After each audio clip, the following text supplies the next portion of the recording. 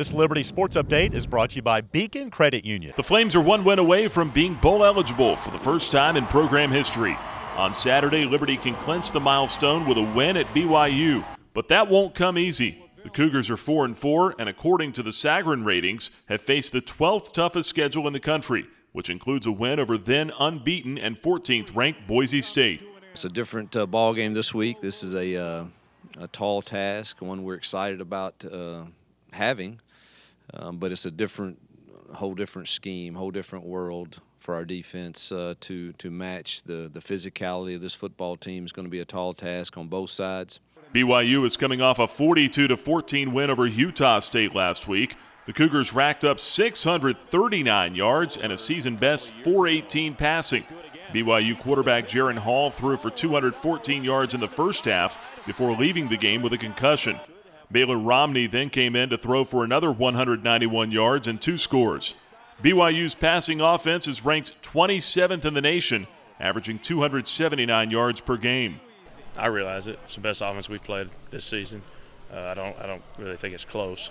And I don't really care who the quarterback is. All three of them are really good. So, but we're focusing on us. It's not as much about who we're playing. I want to see this team continue to improve. The Cougars will stretch the Flames with tight end Matt Bushman, who leads the team in receiving yards. The junior also has 8 career touchdown catches, making him a big-time weapon in the red zone. Bushman's 6'5", 245-pound frame makes him a tough matchup for any team, especially the Flames, who haven't had to face a pass-catching tight end this year. It's definitely going to be a challenge because, like you said, we haven't really faced a tight end that caliber, but we're definitely excited for the opportunity to be able to go out and showcase what we can do. They're a lot more physical. They're a lot more pro sets, a lot more 11, 12 personnel. We haven't really seen that much. Like you said, we've seen the spread a lot this year. And, facing an offense like that is, a challenge for us. And, we're up to face it. And, like I said, our coaches are going to put us in the best position to win. BYU's defense forced a season-high 5 turnovers in the win at Utah State last week. That's been a theme all year for the Cougars, whose 18 turnovers forced rank 8th in the nation.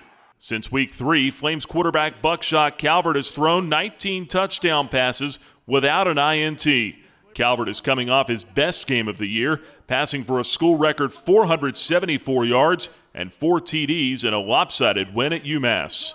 For me, I definitely feel that was a really good game and something that I needed to have under my belt this season, just to give me the encouragement and just to prove that I could do it, and I got what it takes to do it. Calvert and the Flames have a chance to make history on Saturday, to not only become bowl eligible with a win, but also to play a school that the late Dr. Jerry Falwell once mentioned as a benchmark for Liberty athletics.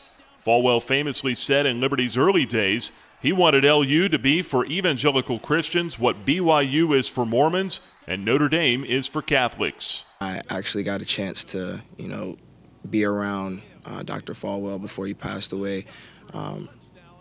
You think, yeah, it'll happen, the vision will happen, but to be around, to see it, and for it to come full circle, it's amazing, and I know that'll be a driving force for us. Saturday's matchup between Liberty and BYU will be the first ever. Kickoff in Provo, Utah is set for 7:30 Eastern, and the game will be nationally televised on ESPNU. Live radio coverage from Van Wagner on the Liberty Flames Sports Network begins at 6 p.m. Eastern on The Journey and flagship station 88.3 FM in Lynchburg. For the Liberty Flames Sports Network, I'm Nick Pierce.